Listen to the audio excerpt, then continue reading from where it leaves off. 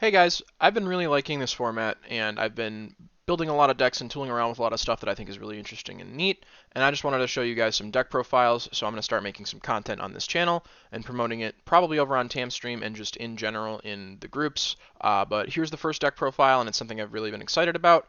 I'm going to show you guys my Nezu deck profile. I did not! Mr. Electric, send him to the principal's office and have him expelled! Alright, so here's the deck. Starting with attacks, we have Mop Strike. In our character, it lets us see 3 cards as opposed to everyone else where it lets them see 2.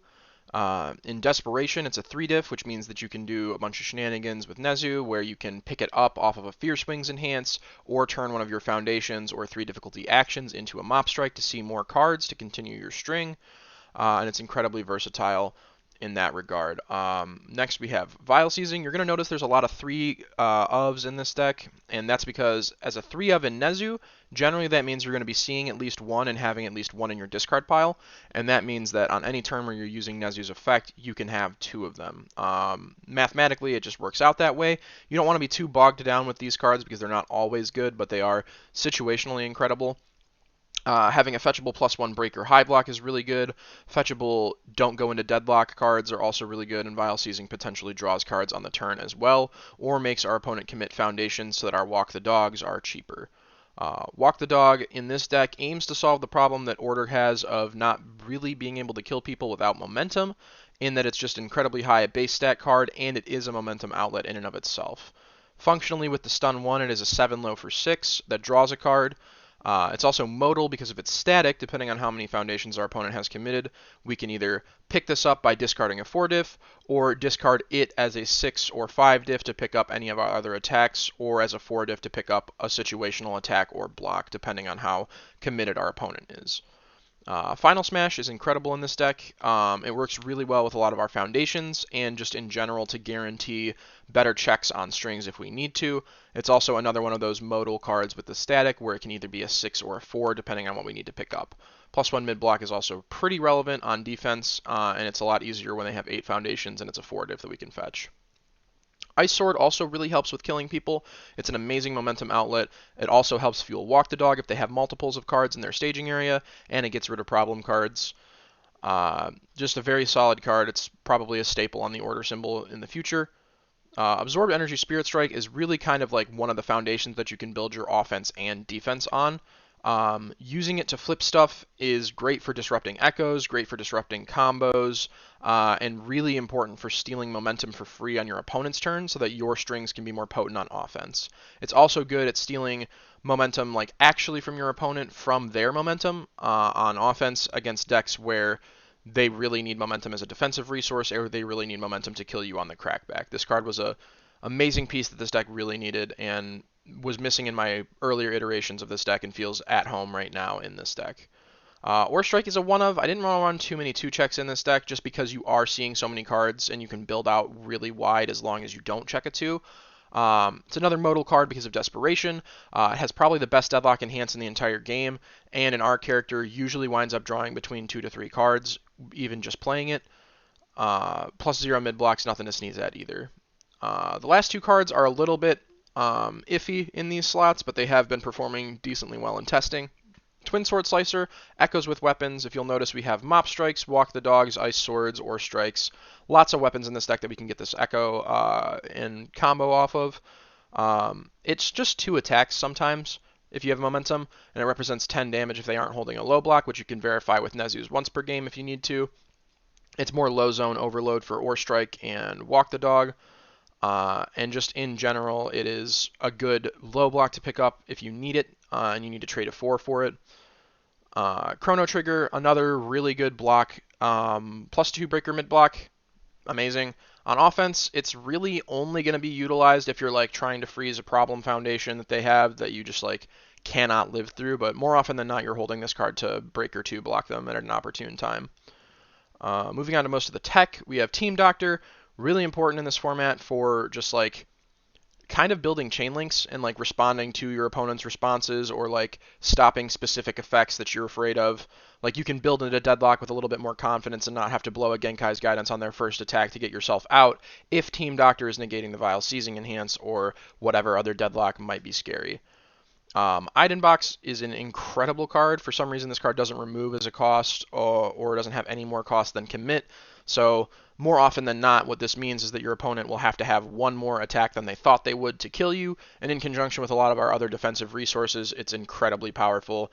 And on offense, it makes it so that our opponent can't block the last one that they thought they could block with damage reduction or speed reduction. Training weights is really good at giving our like piddly little poke strings a little bit more potency before we get momentum. As I said, one of the hardest problems on order is killing people without momentum in characters that don't already give stats on their face. Training weights kind of helps us alleviate that problem a little bit in that regard. For actions, we only have one Fierce Wings in the main board, and that's because a lot of the times we can kind of like pick up what we would normally be picking up with Trace or with Fierce Wings with our character ability. But for the times that we need to pick up two things on defense or two things on offense, or if we want to even turn Fierce Wings into an attack when we are in desperation, it's really good for that. The hand effect isn't super often used, but it could sometimes come in clutch depending on the situation. Genkai's guidance in this character is incredible. It's incredible in every character, but in Nezu specifically, since it doesn't remove for the responsibility, you can pick it up every turn cycle by pitching a 1 difficulty foundation. That makes it incredibly potent, and you're drawing so many cards on your attack strings in Nezu and on your opponent's attack strings if they're drawing cards, that building a bunch of spam to fuel Genkais is really easy. Showdown is at a 2 of in this deck. It's kind of a format-defining card, really very strong going into your crackback turn or on their offense turn. Like you can commit down their defensive resources that would give you trouble when you're trying to kill them if they're attacking you, or you can commit down their offensive resources that would make it too hard for you to block and live through the turn if you are being attacked. Ability to cancel Genkais will sometimes come up, but it's pretty hard to pass this later in the string when they're holding Genkais, so more often than not, it's just used for the hand trap-like effect of committing your opponent's foundations.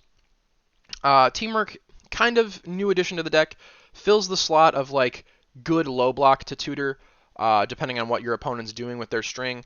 The response is great for continuing to block things and playing defense. The enhance is important because a lot of our attacks, as I've said, don't really do damage without momentum, but a lot of them do not share more than one symbol with our character, so teamwork is on pretty frequently on offense. So if we need it to push that extra 5 damage through at the end, it is pretty useful for that. Moving on to Foundations. Final Test at a 4 of, it's a no-brainer in this deck. Nezu turns it on his own on the first attack. It works really well in conjunction with Final Smash, just stacking something and then getting the guaranteed draw with Final Test. Works amazing in conjunction also with Award the Victor on any attack that's not Final Smash, and just in general lets you inflate your hand size with Nezu. You're drawing like upwards of 5 or 6 cards a turn with this character. It's very cool. Shinobi Prodigy, in my opinion, is one of the best defensive resources on these symbols in the coming format. It's a really good spam. Block modifier is not great, but it's very easy to block strings, and you will have the blocks and the cards to block with in Nezu. That won't be a problem. So it's probably one of our best defensive pieces in the deck. Botan's coaching at a 4 of, another no-brainer. In our character, it draws 2 cards. It also fuels card draw on Ore Strike, and we can use it in conjunction with Unexpected Hero to draw even more cards if we really want to. Elasticity, good defensive resource if we really need it. Also modal and can be used on offense if we're really trying to push damage through and our first attack or next attack gets blocked. The flip response in case of stun, super helpful because like I said, if we have momentum, we can kill them. Generating momentum for free if they press stun, really, really good. Hacker at a 1 of. This card's amazing. I really want to see it most of the games that I'm playing, but I never want to have more than 1 of it in my hand or in play. So having it at a 1 of means that I can check it, and if I really need it in a matchup, like against Mimic or something similar, I can just go, cool, I'll pitch a 2, I'll pick up Hacker, build it, and be content there. Card really helps with our momentum generation if we need it as well, and sometimes you do want to let yourself get hit a little bit just to like 12 so you can turn on the desperation half of the deck. Foresight, pretty funny spam. The response comes up a lot in terms of just like guaranteeing your builds. I never really use the enhance on board, but order needs good spam, and this is really good spam. League Invitation, you need to play some number of 3 difficulty foundations in this character just to be able to pick up your showdowns, your fierce swings, your attacks while you're in desperation, and this is probably one of the best ones that Order has to offer. It works incredibly well with guaranteeing that they have foundations committed for Walk the Dog or turning off specific problem pieces, in that making your opponent's check worse and having them block and have to commit more resources means that your Walk the Dogs are on 4s. or target committing something that would like stop you from playing out a string is very valuable as well. Citywide Crisis, good card to have, not needed every game. Remove cost means that you don't get to see it more than the one time, so it's just in here at a one of. Idle Work, really strong spam this format actually. Helping keep yourself out of deadlock is important against younger Togoro so that you don't have to blow Genkais on the first attack. Same thing with like Team Doctor type beat where keeping yourself out of deadlock to then not have to use Team Doctor makes Team Doctor even more valuable. It's a good spam. It has a good block modifier. All around good card. Ice Gliding, same thing. It's been one of the best spam on these symbols for a long time. Might as well play it. Unexpected Hero pulls double duty in this slot. It's really good at helping you block stuff, and also if your opponent's discarding cards, which you're making them with your suite of Botan cards in this deck, you can turn it into an extra card or resource if you need it like that. Award the Victor, really solid card. Helps a lot, like I said, with the final test type stuff and with final smash. Good flow card, has an amazing block modifier, and it being a unique means that you're never sad to see two of it because you can turn it into any other 3-diff in your deck. Saving Bakugo, just another good spam. The effect is sometimes relevant, and we're already playing 4 of the best spam in the deck in Botan's coaching, so we can't go more than that. We got to play the other ones. Can't Escape Me, really good effect in Deadlock, strong effect in the format in general. It's a one-of because you don't always need to see it, but it is important to have sometimes. The next card is my Real Sadness. I cannot use the Pro Hero Breaker on this card, unfortunately, but the other effects of it make up for it. Damage pump on our turn, damage reduction on our opponent's turn, very solid card, and we are never at, we never don't have foundations to send away for this because we are making so many checks, drawing so many cards, discarding so many cards, etc. And then one Relaxed Demeanor helps a lot with like making sure you have specifically what you want when you need it. Like, for example, if my opponent's sending a high attack at me and I want momentum, but I don't have an Absorbed Energy Spirit Strike in my discard, I send one, I pitch something, I pick it up, I block, we're good to go like that.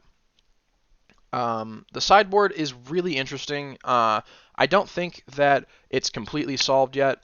I think there's a lot of space to work with in this deck in general, just by how the character functions, and in the sideboard specifically because of how the format could change. But Order gets a lot of tools, and as you being able to fetch them once to twice per turn cycle is really impactful. The first one we have is Runaway at a 2 of. Being able to fetch it by pitching like an Ice Sword or a Mop Strike, or not Mop Strike, excuse me, Ore Strike, very strong effect in general this format. Blood Curdle and the matchups that it is important is incredibly easy to fetch in this deck because there are so many different 4 difficulty cards to pitch, and it is a really good tool that you have access to. Dissolving the Conflict in conjunction with Nezu's once per game enhance to look at your opponent's hand makes it very helpful to just live through that one more attack, or like know what's coming and know what you need to dissolving and what you can block between what they are playing as their last couple of attacks in a string. It's just a good defensive resource to have in general. Detailing the Plan is really strong throw hate, very easily tutorable by any number of 2-diffs being pitched from our hand. And since it doesn't clear itself as a response, we can use it over and over and over again against these big throw decks. And then lastly, one more Genkai's Guidance. More often than not, you're not using 2 of these in a turn cycle, but it is important to see it no matter what, so that you have that option. You can kind of just like hold them in your hand and sculpt for that turn that your opponent might want to go in by just continuing to hold it and then drawing cards off of your string, or your opponent drawing cards. And having the second one means you don't have to rely on having checked the first one or seeing it before it actually comes up. But yeah, that's the list. Let me know how you guys like it. Play around with it a little bit. I'll be unprivating this link as soon as this video goes up so people can play around with it. And let me know down in the comments if you make any changes and what events I'll see you guys at this year.